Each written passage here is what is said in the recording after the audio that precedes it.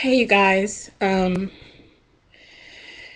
recording from a different camera today, so hopefully you guys have a better, clear image of me. I wanted to do this video. You might as well call this Lap Pain Confessions number 3. And this is as raw as it gets. So if you're not in it, if you don't want to hear no realness, then you need to go ahead and just turn this video off, because it's going to be some genuine stuff in here. I need you guys to understand even more. And also, this is for, hopefully it'll reach somebody that has been going through this or has went through this and is thinking about doing it again. Anyway, I don't want to waste you guys' time with my intro.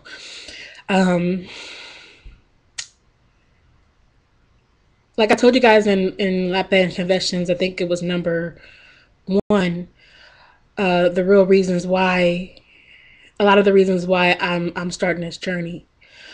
I mentioned my father in that video. What I didn't mention what occurred after the abuse. I was emotionally abused and physically abused by my father. And I remember just getting to a point where I was so tired of being abused that I would do anything to get them off my back. Mind you, I was only 13 years old and I was only 30 pounds overweight at the time. And I remember my dad and his wife always telling me, hey, you guys are so fat, me and my sister. I am a sibling of 5. There's 5 of us. And I remember my dad telling me and my oldest sister, you guys are gonna die. You're so fat. Even his wife, she was a nurse. You think a nurse would know better, right? To treat a child like that, because you never know what a child would do.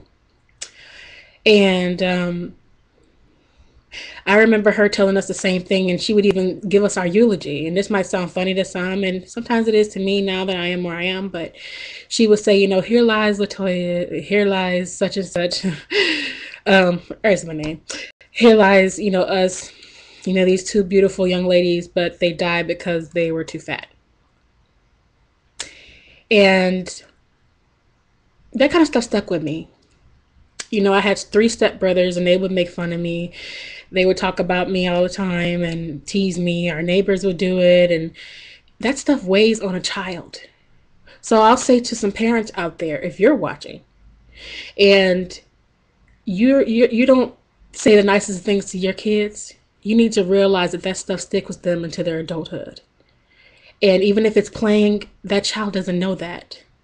That child is scarred for life. And not just the parents, but, people in general, because I see so many people, as far as the parents, I see people cussing their kids out and, talking to them like they're grown-ups, and they don't know you're instilling those same values and those same principles in the same way you talk into that child. That is not okay. Self-hatred, and you pass that on to your kid.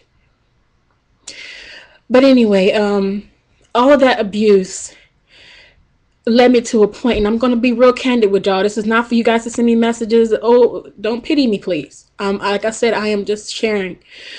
But I was to a point where I was so tired of the abuse that I wanted to die. I was just like, you know what? I am done. I'm 13 going on 14, but I'm done. Even as a child, I understood so much. And don't ask me where I got that quality from. I couldn't tell you. Only God could have instilled that in me, because I didn't see that in my parents. But I was a child that was pretty wise. And I knew it wasn't right, but a lot of me wanted, that child still, I wanted it to be over and done with. And, I remember going to a store, just getting, I'm going to take, get a whole bunch of diet pills and, hopefully lose weight. And if I took too many, whatever. That's the attitude I had. I just wanted to die. I wanted to either die or just do something to get this weight off of me, to get them off of my back. And I remember a lady coming in there, and I could almost say she was my guardian angel because sorry about that if it blacked out. Because she came up to me and she said, I don't know what you're going to do, but you shouldn't be doing it. And I don't think as a child you should be getting these diet pills and stuff like that. And I was just like, no, but you know, what am I going to do? I need to lose the weight. You know, I just need to lose weight. Even then I knew not to tell my business to people. Okay. But anyhow, I got 10 minutes here, so I need to speed this up. Anyhow, she said, you know what, don't buy this and I'll give you something. I'm like, she's a stranger danger. That's what my parents taught me, you know. So I was like, okay. So at the time, my stepmom, she owned a business. So I was like, okay, we'll bring it to this address, you know, and I'll meet you in the front.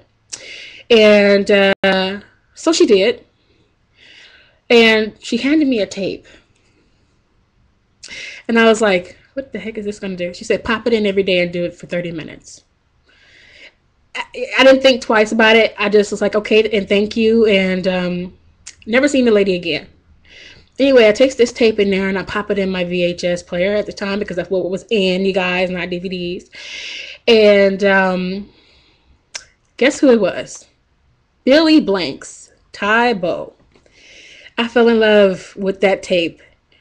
And I almost felt like she was a godsend. I don't believe in coincidence. I don't believe God deals with coincidence. There's no way that a person, and the story probably sounds crazy, like how can that happen? No lie. Exactly how I said it, exactly how it went. I didn't know this lady from Adam, and I never saw her since. But I started popping this tape in every day. I started doing it 7 days a week. I didn't take no days off. 7 days a week. And this was the original Tybo, not all this crazy stuff he got out now. I did that 7 days a week. I started out with 30 minutes and I worked my way up to an hour. And basically, and walked for like 3 or 4 miles a day. I was losing weight like crazy, y'all. I lost 50 pounds in 3 months. That's how fast I was losing weight. And then I don't take away from the work I put into it because I really did work my butt off. I was probably about 30 to 40 pounds into losing before this happened. Now, this is what I want to talk to you guys about. I was losing weight, and to my parents, that wasn't good enough. I was told by my stepmom, she's like, if you lose all your weight by such and such a time, I'm buy you a whole new wardrobe. She promised me that kind of stuff, yeah. And I said, okay. And I remember them still picking on me, you know. I was like, you look like you still not losing enough, you know. And I remember going to school one day and talking to my friends. And one of my friends suggested that I started to purge. And, you know, now, of course, I know that's bulimia. But as a child, that didn't sound right to me. It didn't sit right with me. But this is how desperate I was. This is how much I wanted them to leave me alone.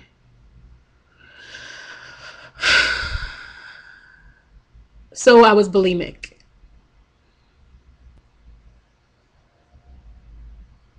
I was bulimic for I think it was about a year or less than that. Less than a year. I think it was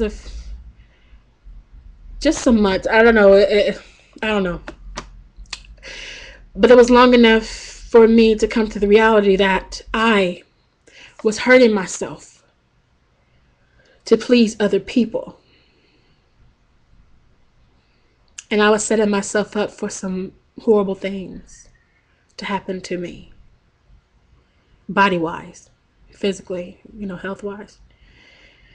So I want to say to somebody out there who is suffering with their weight, and if you're just 30, 40 pounds overweight, and you have everybody in your ear chiming in on you, or if you're a thin young woman, and you have some spots that you don't care for, please, I beg you, please, don't do what I did.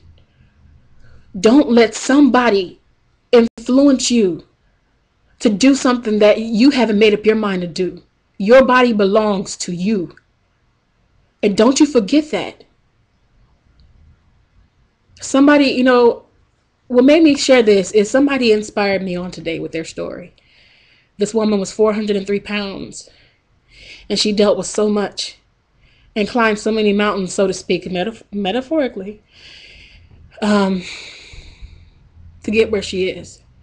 I want to look at this video and remind myself of where I came from so I don't come back here and remember what I went through, because every day I do now. But also to encourage somebody to say, look, I'm beautiful right now. Love the skin you're in right now before you try to make any changes, because it won't matter once you make them. You understand? If you don't make it for yourself. Because I lost the weight. I was 10 pounds off goal, y'all. That's how small I had gotten. I was 10 pounds off goal. And now here I am with close to 200 pounds to lose. Because it started in the home. So I urge you, young woman, I urge you, young man, to speak back to those who are abusing you, to tell them, no, you will not take my joy. You will not take my peace. You will not take from me my choice to make a decision for my life. And I speak to myself too, because it's my choice to do this for me. It's my choice to want to live a better life. It's my choice. Mine. Yours. So, do it for you. Okay?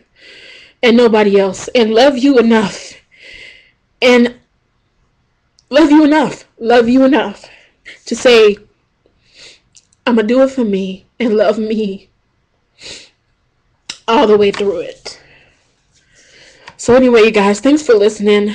If I left anything out, for lack of thinking, but I believe I've said out all I needed to say. And I'll say again, you guys, I